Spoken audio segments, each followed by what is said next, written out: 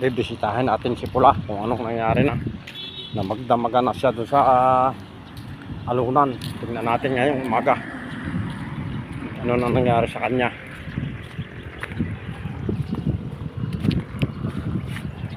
Dami ng ulan paggabi, putik ngayon, karsada putik.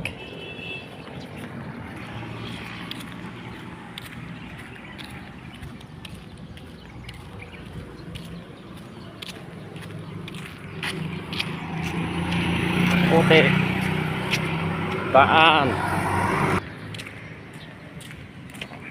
tayo sa playa.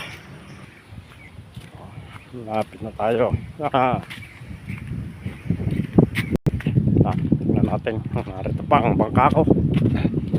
Ayun, naroon pa ang palo. Kita pa, narito pa.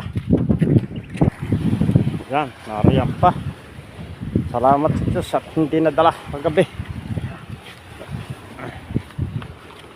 Dami naman, nilagyan ko ng bato sa ibabaw para bumigat.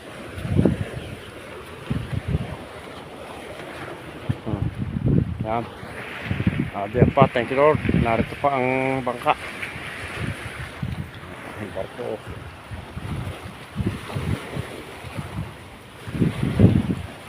Saka ng kate.